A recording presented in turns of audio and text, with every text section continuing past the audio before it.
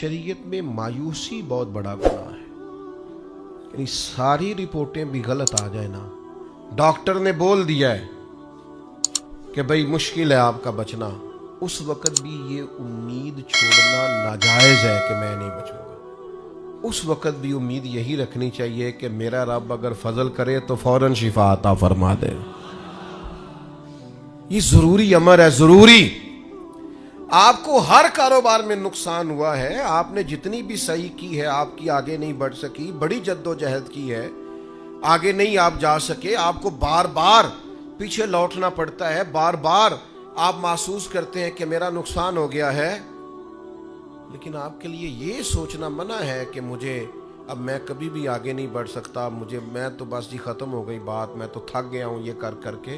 हुक्म ये है कि तू खुदा का नाम लेके आगे बढ़, वो बड़ा करीम है, फजल करेगा और इतना रिस्क देगा कि कभी सोचा भी नहीं होगा। ये सोचें शरीयत के अंदर ज़रूरी है। यानी उलमा का, फुकहा का, मुहद्दिसीन का एक मुतफिका फतवा है कि रहमत इलाही की उम्मीद रखना वाजिब है। ये ज़रूरियात दीन का मसला है कि आप अल्लाह की रहमत की उम्मीद रखेंगे कि मेरा रब बड़ा करीम है।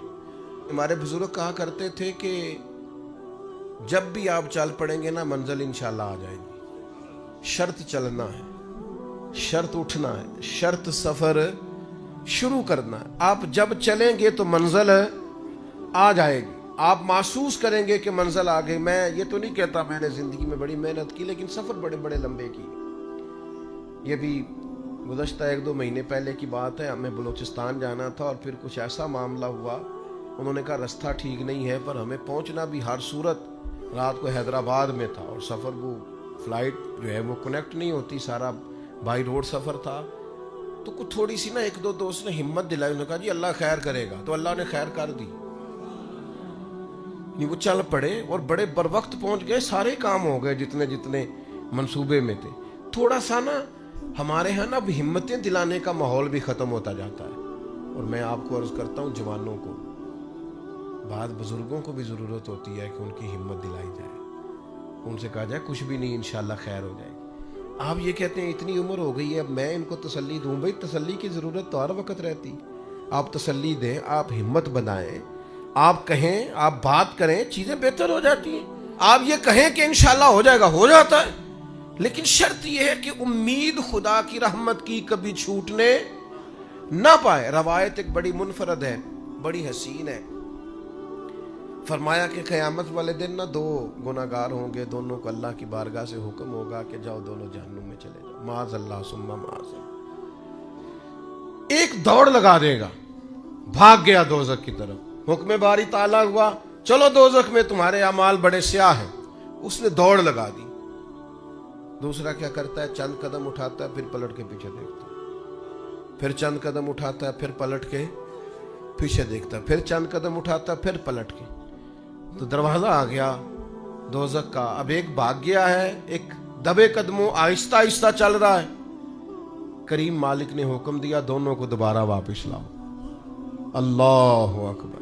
अल्लाह ने दोनों बंदों को बुला लिया और बुला करके फरमाया, हाँ भाई तू बड़ा दौड़ के गया दोज़ख की तरफ, क्यों गया है? अल्लाह दिलों के हाल जानता है ना, इन्नहु अलीमुम बिज़ातिस सुदूर, दिलों के हाल जानता है। तू क्यों दौड़ के चला गया? तो उस बंदे ने यहां कोई चालाकी नहीं दिखाई, दिल की बात की, क्योंकि रब दिल की बात जानता है। अर्ज की मालिक गुनाहगार हूं, आजिज हूं, खताकार हूं, मुजरिम हूं, पता सारा है सरदार नू की दिया, मन नानम के मन दानम जो हूं उसकी खबर है। मालिक उम्र भर तेरी नहीं मान सका, गलती की, आज दिल में ख्याल आया कि रब का हुक्म आया, चल आज ही मान ले, दौड़ गया हूं, कुर्बान जाए, आखिरी वक्त है, फैसला दोज़ख का हो गया है। उसने कहा सोचा मैं दौड़ गया, आज तो मानू अपने रब की। करीम इसी बात से राजी हो गया, फरमाया भेज दो इसको जन्नत में। वो चलो आखिर वक्त तक की सही, किसी टाइम ही सही, आखिर में ही सही। तो वो जो धीमे धीमे कदम उठा रहा था उससे पूछा, भाई अल्लाह जानता है, पूछना ला इल्मी की अलामत, भाई तू बड़े आराम आराम से क्यों जा रहा था? उसने कहा मालिक मेरा यकीन था मेरा रब करीम है, मैं पलट पलट के देखता था कि आवाज आ ही जाएगी। आवाज आ ही जाएगी, आवाज आ ही जाएगी। दोज़ख का दरवाजा आ गया, पर मेरी तेरे करम से उम्मीद नहीं टूटी। और मालिक जब मैं दोज़ख के दरवाजे पर पहुंचा तो आवाज आ ही गई। वो हो गया जिसकी मुझे उम्मीद थी, आवाज़े करम आई। तो अल्लाह ने फरिश्तों से फरमाया, जो मेरी रहमत की इतनी उम्मीद रखे उसे कोई दोज़ख में फेंका जाता है? ले जाओ इसे भी जन्नत में।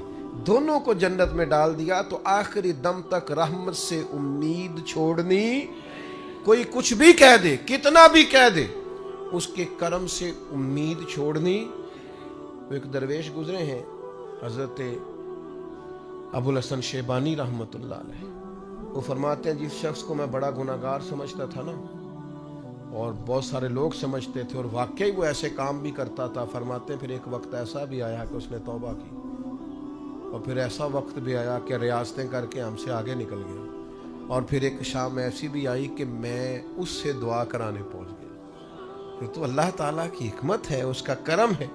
कब किसी पर रहमत बरखे तो अल्लाह ने अपने जिम्मा करम पर रहमत लाजिम कर ली है। ये जो दिन है ना, सारे रहमत के दिन है। ये जितनी रातें हैं ये रहमत वाली हैं, करम वाली हैं, अता वाली। कोशिश फरमाइएगा जिस हद तक मुमकिन हो सके इंसान अपने रब के हुजूर हाजिर हो, खुले हुए दरवाज़ों से अपने हिस्से की खैर पाए। फिर ये कि जो हमसे नाफरमानियाँ हो जाती हैं, जितने हमसे गुनाह होते हैं, खताएं होती हैं, लग़ज़िशें सरज़द होती हैं, वो कायनात का रब दुनिया में उन सब की सज़ा नहीं देता, बल्कि फरमाता है, वमा असाबकुम मिन मुसीबतिन फबिमा कसबत ऐदीकुम व याफ़ू अन कसीर। फरमाया तुम्हें जो मुसीबत आती है वो तुम्हारे हाथों के कुरतूत के सबब से आती है। व याफ़ू अन कसीर, बहुत सारी की तो अल्लाह सज़ा ही नहीं देता, वैसे ही माफ़ कर देता है। एक बड़ी तादाद तुम्हारी गलतियों की ऐसी है जिनकी अल्लाह सज़ा नहीं देता, कसीर गलतियां ऐसी हैं जो माफ़ कर देता। तो एक उसकी रहमत का तकाजा ये कि बिन मांगे देता है, एक ये कि गुनाह पर सज़ा नहीं देता। तीसरी बात ये कि दुनिया में रहमत का नुज़ूल करता है। लोगों के दिलों के अंदर जज्बात है रहमत के। हुजूर सैयद आलम सल्लल्लाहु ताला अलैहि वसल्लम ने एक मिसाल दे के बात को समझाया। ये मिशकात शरीफ में भी मौजूद है और दीगर कुतुब अहादीस में भी। हुजूर फरमाते हैं कि अल्लाह ने अपनी रहमत के 100 हिस्से किए, एक हिस्सा अल्लाह ने दुनिया पे नाजिल फरमाया। फरमाया उस एक हिस्से की बरकत से माँ बच्चों से प्यार करती, बाप बच्चों पर शफकत करता है, लोग गुरबा से मोहब्बत करते हैं। एक हिस्सा रहमत दुनिया में ला। अगले लफ्ज़ सुनेंगे तो आप खुश हो जाएंगे। हुजूर फरमाते रब ने 99 हिस्से रहमत के महफूज किए हैं, क़यामत के दिन अपने बंदों पर फरमाएगा। एक हिस्सा दुनिया में नाजिल किया, जिसके सबब से ये जितना करम है, फजल है, रहमत है, एक दूसरे के बारे में मोहब्बत के जज्बात हैं, ये एक हिस्सा एक करम के सबब से। दरिंदे भी अपने बच्चों से प्यार करते हैं। और देखिए कुछ जगहों पे ऐसा नहीं है, मसलन नागन अपने बच्चों को खा जाती है, मछली अपने बच्चों को पहचानती भी नहीं। तो ये जो बाज़ जगहों पे ऐसा सिलसिला रखा गया है, ये बाकी जगहों पे जो रहमत है उसकी निशानदेही हो जाए उसके लिए रखा गया, कि तुम्हें अंदाज़ा हो जाए कहीं ये मामला नहीं भी है, और जहाँ है वहाँ अल्लाह का फजल है तो है। आप गौर फरमाएं, बहुत सारी जगहों पे बहुत सारे वालिदैन भी ऐसे हमें तारीख में मिलते हैं और हमारे इर्द गिर्द पाए जाते हैं, बैसियत बाप होने की भी उसने परवाह ही नहीं की कभी बच्चों की, उसका और ज़ौक़ है। तो ये आपके दिल में जो बहुत ज़्यादा प्यार है बच्चों का, तो ये समझ लें अल्लाह ने ख़ास रहमत फरमाई हुई है, ये उसने ख़ास करम किया। फिर चौथी बात, रहमत इलाही के ताल्लुक से आप इसको समझ लें, प्रॉफिट एक बहुत बड़ी चीज़ का नाम है। जिस कारोबार में नफ़ा ना हो लोग उसको बंद कर देते हैं। लंबा अरसा तक लोग वो कारोबार नहीं करते जिस कारोबार में खसारा हो। एक वक्त तक उसको देखा जाता है, जब समझ में आता है कि यार ये तो मामला जो है ये मेरी समझ में नहीं आ रहा, तो बड़े सालों का चलता हुआ बिजनेस भी लोग चलता हुआ करते हैं, कहते नहीं समझ में आ रहा। अपनी जिंदगी को पलट के देखें कि जिंदगी नफे में है, प्रॉफिट में है या खसारे में है। अल्लाह ने तो कहा इन्नल इंसान लफी खुस्र, इंसान नुकसान में है, खसारे में। तो अल्लाह जब रहमत करता है ना, तो फिर ये जो जिंदगी होती है ये नफे में हो जाती है। किस तरह? हुजूर फरमाते हैं तुम एक गुनाह करते हो तो जब तक करते नहीं लिखा नहीं जाता, और कर लेते हो तो एक ही लिखा जाता है, और नेकी का इरादा करते हो अभी की नहीं, वो लिख देता है। और फरमाया जब कर लेते हो तो फिर 10 गुना बढ़ा के लिखता है। तुम्हारी जिंदगी खसारे में होती, तुम महसूस करते कि हर जगह नुकसान ही नुकसान है, लेकिन उसने रहमत की है, तुम्हारी जिंदगी को नफे वाली जिंदगी बना दिया, तुम्हारे औकात में बरकत कर दी, तुम्हारे लिए बहुत सारी जगहों पे आसानियां कर दी हैं, फिर आमाल में बरकत कर दी।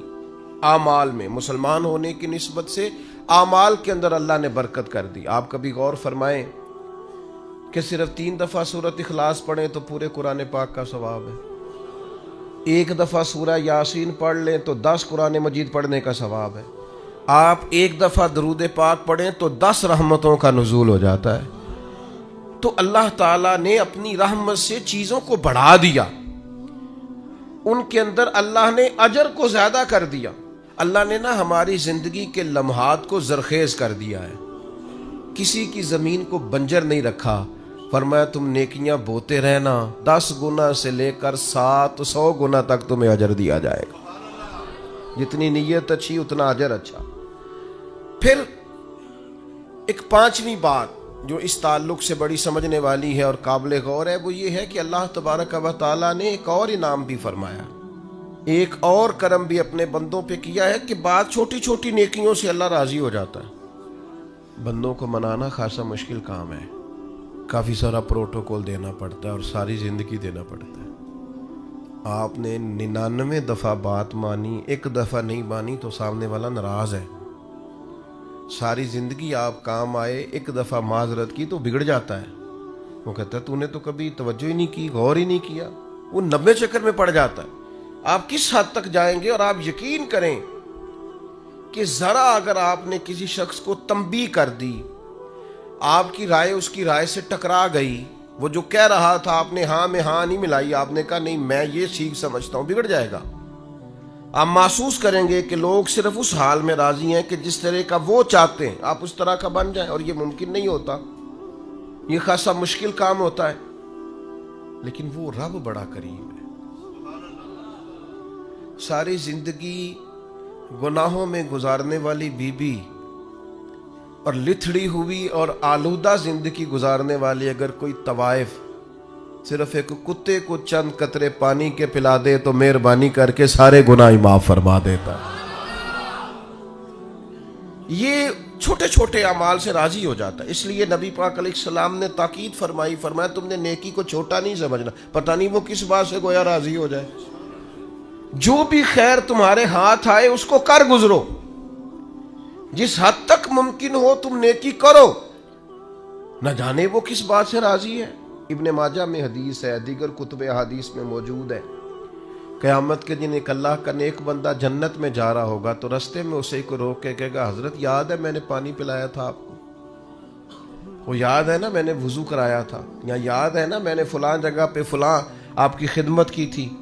तो अल्लाह के हबीब अलैहिस्सलाम ने इरशाद फरमाया उस एक अमल की वजह से और उस नेक आदमी की सिफारिश की वजह से अल्लाह उस गुनाहगार को भी जन्नत अता फरमा देगा। लेकिन शर्त यह है कि नेकी करता रहे आदमी। देखे ना अल्लाह की रहमत बहाना तलाश करती है, कीमत नहीं मांगती, बहाना तलाश करती है। तो कोई बहाना बनाना चाहिए। दिल साडा हुंदा है बहाना बन जाए, पर बहाना इंज दा बने कि कुछ जैक लगे रातों रात अमीर होंदा। शरीयत भी कायल है, पर शरीयत कहती है इस तरह का रवैया करके कोई बख्शिश का बहाना बन जाए, कोई उसकी रहमत का बहाना बन जाए, कोई ऐसा सिलसिला बन जाए जिससे अल्लाह राजी हो जाए, कोई एक ऐसा काम करे जिससे वो करीम मेहरबानी करे। तो मेरे भाई हर नेकी के हुसूल की कोशिश की जाए। छोटी से छोटी नेकियों को भी کبھی چھوٹا سمجھ کے چھوڑا نہ جائے.